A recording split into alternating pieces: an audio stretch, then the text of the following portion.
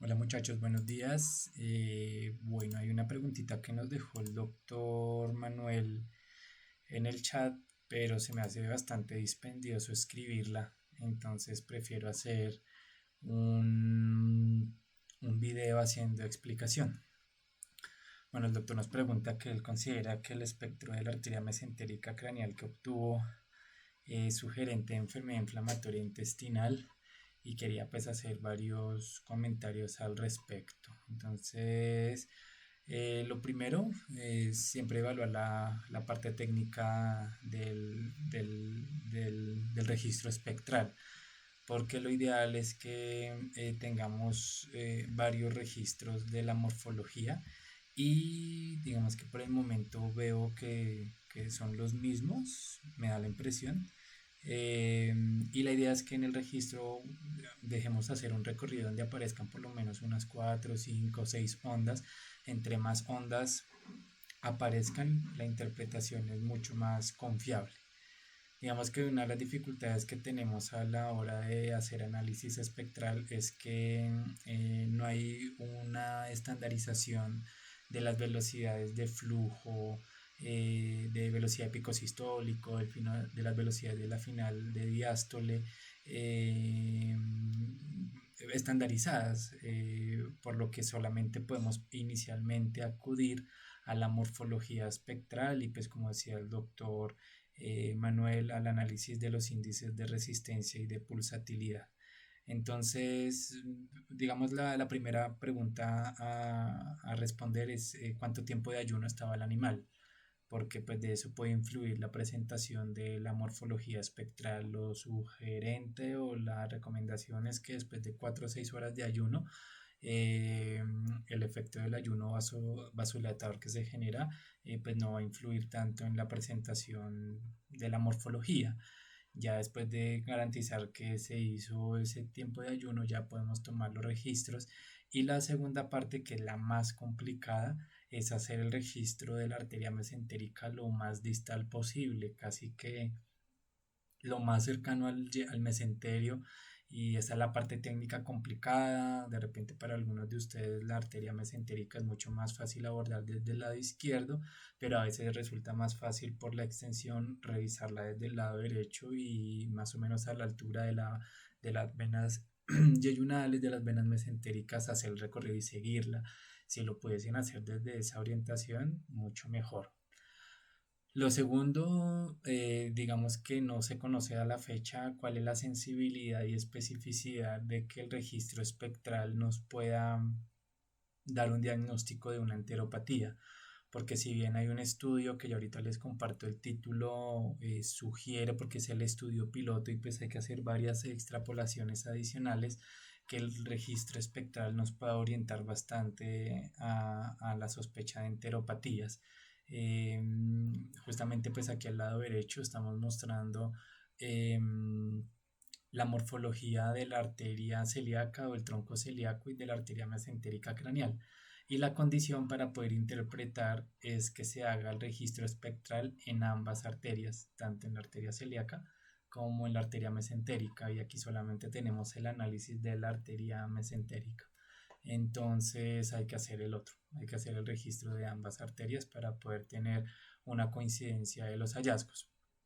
Digamos que por el momento, pues basándonos en la información de la arteria mesentérica craneal, primero hay que definir cómo es la morfología normal de la arteria mesentérica, que es una morfología típica de resistencia intermedia, con una característica particular que es la presencia de esta baja velocidad circulatoria al inicio de la diástole, que se llama notch diastólico, que la vemos en varios momentos del registro. Digamos que acá hay una pequeña dificultad y es que el Doc Manuel utilizó un PRF de pronto un poco alto para el registro espectral. De pronto la recomendación es que la línea base estuviese un poquito más abajo para verificar si realmente hay ausencia del registro de la velocidad circulatoria diastólica o no, porque a mí me da la impresión, por acá había otro registro, por ejemplo en este, que hay velocidades circulatorias, solo que de pronto el PRF como quedó muy alto, pues no alcanza a registrarse. Por ejemplo acá.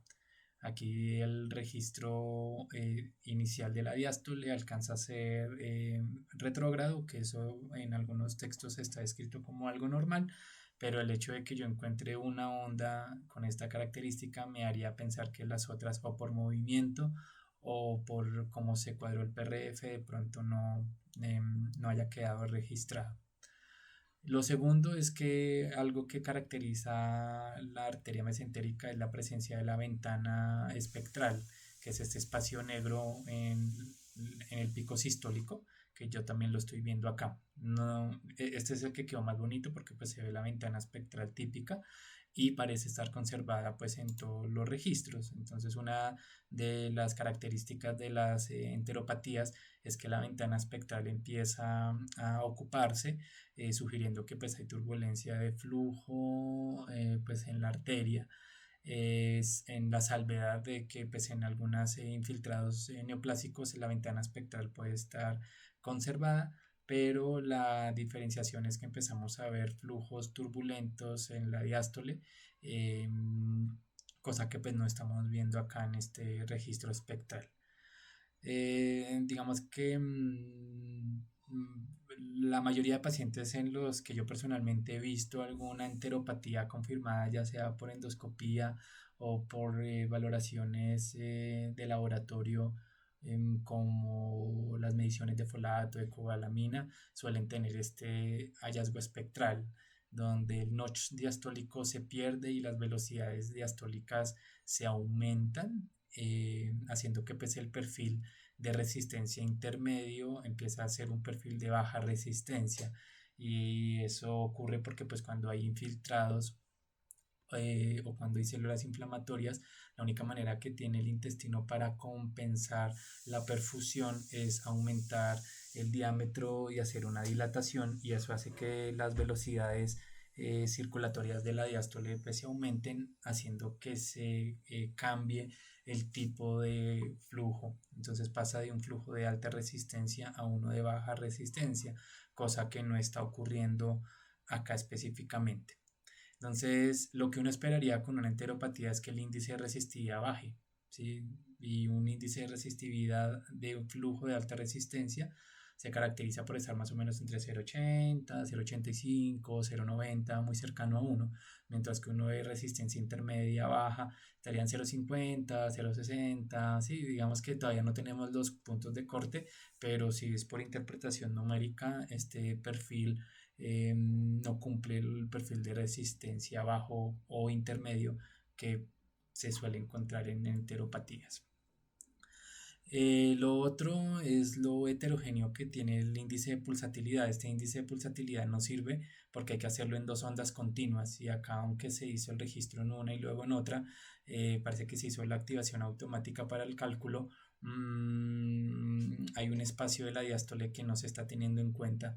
Entonces hay que garantizar que el índice de pulsatilidad, cuando es hecho manualmente, ocupe por lo menos dos ciclos completos de sístole y diástole para que el equipo lo pueda calcular. O lo otro es que ya el doc lo haga manualmente, pero yo no le recomendaría que utilizara este registro porque pues hay una ventana de la diástole que no sabemos cuál es su velocidad circulatoria. Entonces eso va a hacer que el índice de pulsatilidad aumente de manera errónea, sea más alto de lo que realmente puede llegar a ser, y por lo menos acá hay dos datos discordantes. Se supone que el índice de pulsatilidad en la arteria mesentérica está entre 2,5 y 3, y acá hay un valor de 2,7 y acá uno de 3,21. Estamos con la cara de la moneda de ambos lados, ¿sí? O sea, es un sí y un no, a pesar de que de pronto las velocidades sistólicas y diastólicas parecen ser similares. Entonces digamos que sí hay que tener en cuenta que la información técnica que nos está arrojando el estudio nos hace sugerir que hay que hacer otras mediciones y compararlo también con el tronco celíaco. Entonces, lamentablemente, aunque el ejercicio pienso que está bien hecho, no tiene la información completa para poder emitir el concepto de cómo está la perfusión de ese intestino, y con la información que obtenemos pareciese más un registro normal que uno patológico.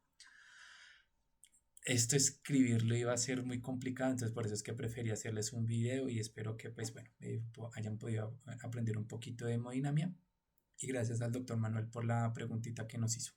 Un saludo para todos.